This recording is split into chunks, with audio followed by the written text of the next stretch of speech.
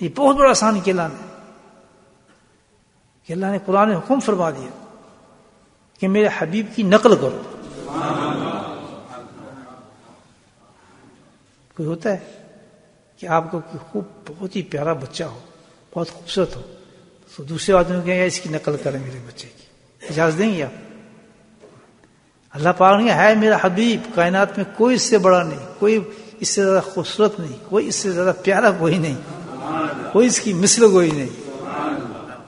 جیسے کہ شاعر نے کہا تھا نا، حسان رضی اللہ تعالیٰ، کہتا اللہ تعالیٰ نے تو آپ کو آپ کی مرضی کے مطابق بنایا ہے. کیا تعریف کی ہے، سبحان اللہ. وہ چاہتے ہی نہیں کہ میری ناک ٹیڑھی ہو، چاہتے نہیں، میں لیکن لگتا ہے ایسا کہ اللہ نے کہ آپ کو مرضی کے مطابق آپ کو بنا دیا. حسن اللہ جوال ہے آپ کا. ہندو سکھ دوسرے عیسائی مذہب کے لوگ جب وہ نعتیں پڑھتے ہیں، وہ نعتیں پڑھتے ہیں، نبی کی تعریف کرتے ہیں، تو اس کی ان کی خوبصورتی کی ان کی زبان سے سنتے آدمی حیران ہو جاتا ہے. سبحان اللہ. نہیں تو اگر اس جیل خانے سے نکلنا چاہتے ہیں ہم، اور اسی جیل خانے سے ہم جنت فردوس میں جانا چاہتے ہیں، تو ہم اپنی عادات کو بدل دیں. بس اتنا ہے. اپنے رخ کو کدھر پھیر دیں؟ اتباع رسول کی طرف پھیر دیں، سنت رسول. بس اتنا سا ایک ہماری زندگی کا موڑ ہے. اگر یہ ہم نے کر لیا تو سمجھو لا الہ الا اللہ ہم نے پڑھ لیا، یا پھر پڑھ لیا ہم نے پورا.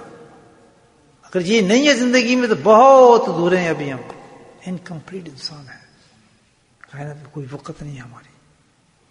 اس میں کوئی دو معنی ہے ہی نہیں، جھگڑا ہے ہی نہیں اس معاملے میں کسی قسم کا. تو پورا قرآن بتاتا ہے، ساری حدیثیں بتاتی ہیں، تفسیر بتاتے ہیں، علماء کرام بتاتے ہیں، سب ایک ہی لائن پہ کھڑے ہیں کہ اس کے بغیر تو چارے نہیں مومن کا. اتباع رسول تو زندگی کی ایک دور ہے.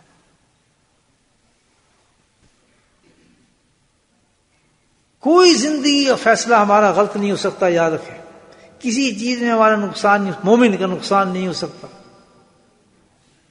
کوئی پریشانی کبھی زندگی میں آ نہیں سکتی، کبھی اس کا گھر برباد ہو نہیں سکتا، کبھی وہ پریشان حال نہیں ہو سکتا، اگر وہ سارے فیصلے اپنی زندگی کے سنت کے مطابق کرنا شروع کرے.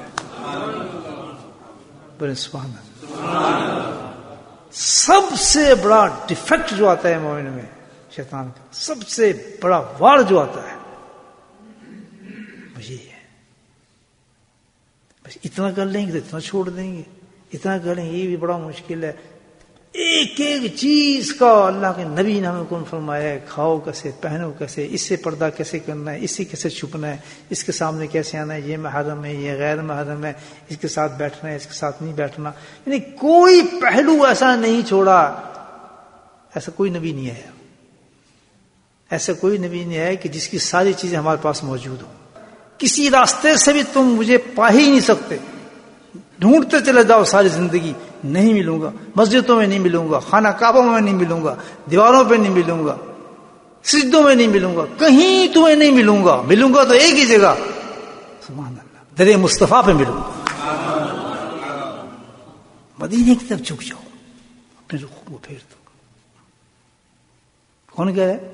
قل انتم تحبون اللہ فاتبعونی. کہتا بس تمہارا کام یہ ہوگا کہ میرے حبیب کے تم تابع دار ہو جاؤ، تم غلام بن جاؤ، تم عاشق ہو جاؤ. تو اللہ کیا کہتا ہے؟ یحببکم اللہ، میں تمہارا عاشق ہو جاؤں گا. بولے سبحان اللہ.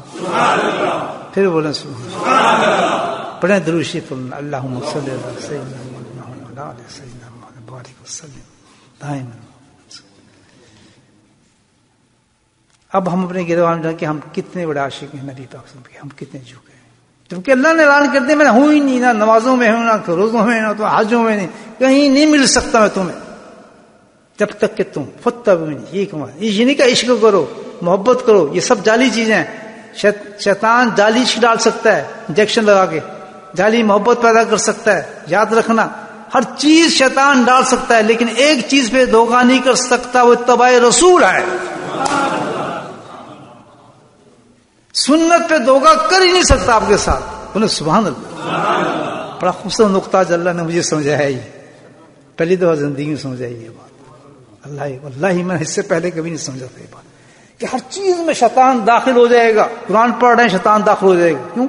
اللہ نے کہا نہیں قرآن جب قرآن پڑھنے بیٹھو بھائی میں ذمہ دار نہیں اعوذ باللہ من الشیطان پڑھ لو. کہا ہی نہیں کہا. ہر جگہ انتظام کیا کہ اس کا بھروسہ نہ کرنا. یہ ہر چیز تمہارے خون کی طرح نماز پڑھو گے آ جائے گا تنگ کرے گا, روزہ رکھو گے آ جائے گا, حج کرو گے آ جائے گا, یہ تمہیں نہیں چھوڑے گا. سبحان اللہ. جہاں اتباع رسول کی بات ہوگی فرمایا جہاں سنت ہوگی وہ شیطان نہیں ہو سکتا. پھر سبحان کیا نقطہ بتا دیا. اب بھائی بات سن وہی نہیں سکتا. اور جن کیسے آئے گا مجھے پتا جادو کیسے ہوگا یہ ایمان ہے ہمارا نہیں ہے نہیں تھوڑا ہو جائے گا. ہو ہی نہیں سکتا کہ شیطان اس میں داخل ہو جائے. سنتوں کے اندر داخل ہو نہیں. جس وقت آپ نے سنت میں عمل کیا شیطان کے اگینسٹ ہے. یہی ایک راستہ ہے جو ڈفر کرتا ہے ہمیں کس سے؟ مجھ سے بولو شیطان سے. یہ نہیں مل سکتے دو راستے. ہر جگہ پہنچ سکتا ہے شیطان لیکن نبی پاک میں سنت ایک ایسا پروٹیکشن ہے کہ وہاں داخل ہو ہی نہیں سکتا. بلکہ وہ اتنا بڑا پروٹیکشن بن جاتا ہے کہ الحمدللہ اور ساری چیزوں سے بچا لیتا ہے آپ. اللہ کے نبی صلی اللہ علیہ وسلم نے ارشاد فرمایا اب دنیا کہاں سے نکلتا ہے نقطہ سنت کا. ایسے کام چلایا کریں.